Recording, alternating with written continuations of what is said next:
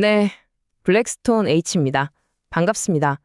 여러분이 내는 대출 이자부터 정말 어마어마한 규모의 금융 파생상품 가치까지 사실 이 모든 걸 결정하는 단 하나의 숫자가 있는데요.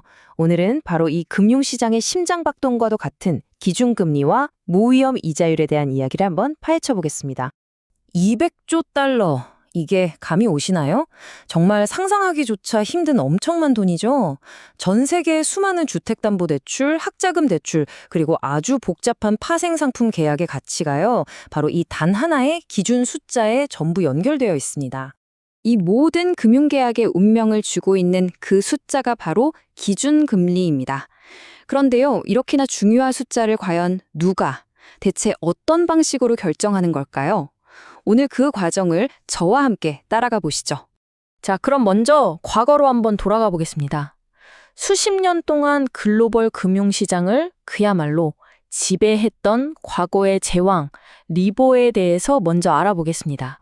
교수님, 리보가 정확히 뭔가요? 그냥 런던에 있는 은행들이 정하는 금리다, 이 정도로만 알고 있었거든요. 네, 아주 정확히 보셨어요. 리보는요, 런던의 큰 은행들이 우리 이 정도 금리면 서로 담보 없이 돈 빌려줄 수 있을 것 같은데? 하고 제시하는 일종의 희망 가격 같은 거였어요.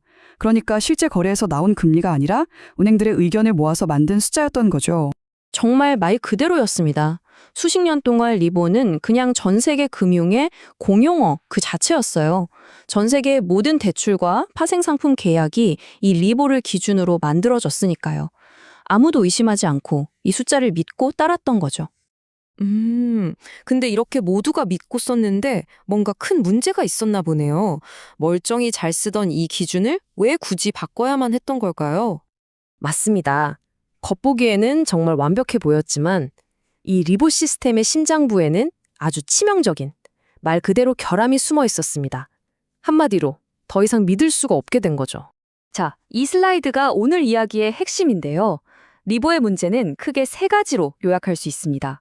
첫째, 이게 실제 거래가 아니라 그냥 부르는 값이었다는 거. 객관적일 수가 없죠. 둘째, 은행끼리 담보도 없이 빌려주는 거라 은행 자체의 신용 위험이 금리에 녹아 있었어요. 그리고 마지막, 이게 제일 심각했는데 은행들이 서로 짜고 금리를 자기들한테 유리하게 조작할 수 있는 가능성이 너무나도 컸다는 겁니다. 아, 그러니까 우리 은행 사정상 이 정도 금리면 빌릴 수 있을 것 같아요 하고 각자 의견을 내는 시기로군요. 이건 정말 주관적일 수밖에 없는 구조였네요. 바로 그겁니다. 그래서 금융계가 발칵 뒤집혔고 이 문제를 해결하기 위해서 새로운 대안을 내놓게 됩니다. 그렇게 탄생한 것이 바로 지금의 새로운 기준금리 SOFR입니다.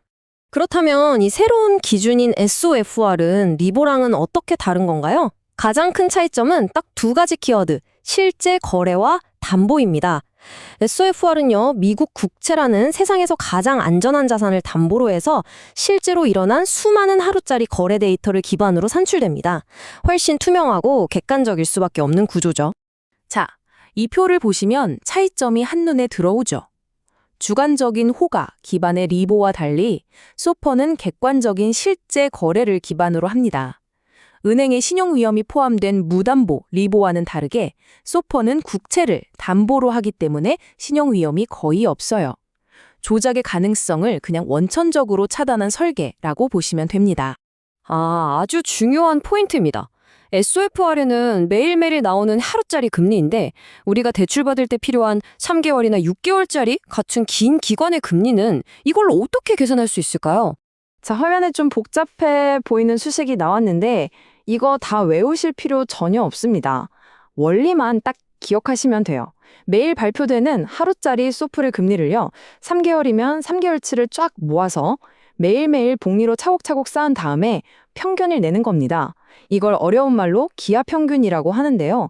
결국 과거의 모든 데이터를 하나도 빠짐없이 투명하게 다 반영해서 기한금리를 만들어낸다는 거죠. 국채를 담보로 하니까 SOFR은 거의 위험이 없다고 봐도 되겠네요. 그렇다면 우리가 파생상품 가치를 평가할 때 쓰는 바로 그 진정한 무위험 이자율이라고 이걸 볼 수 있는 건가요? 와, 정말 예리한 지적이십니다. 맞습니다. 파생상품의 미래 가치를 현재 가치로 바꿔올 때 그 기준이 되는 이자율에는 아주 작은 위험이라도 섞여 있으면 안 되거든요. 이론적으로 완벽하게 깨끗한 정말 말 그대로 제로 리스크 상태의 이자율이 필요하죠.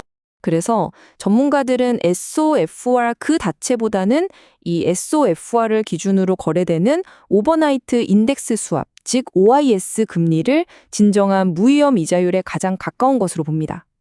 좀 복잡하게 들릴 수 있는데 쉽게 말해서 시장에 있는 사람들이 앞으로 SOFR 금리가 대충 이 정도 될 거야 라고 예측하면서 서로 거래를 하거든요. 거기서 자연스럽게 형성되는 금리, 즉 시장의 기대치가 녹아있는 금리라고 생각하시면 됩니다.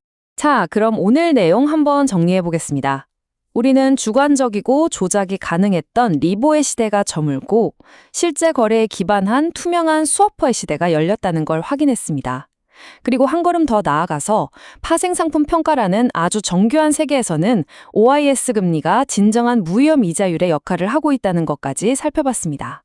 리보 스캔들 이후에 금융 시스템은 확실히 더 투명하고 안정적인 방향으로 나아가고 있습니다. 하지만 여기서 만족할 순 없겠죠. 이 새로운 시스템 아래에서 우리는 또 어떤 예상치 못한 위험에 대비해야 할까요? 한 번쯤은 생각해 볼 문제입니다. 지금까지 블랙스톤 H였습니다. 감사합니다.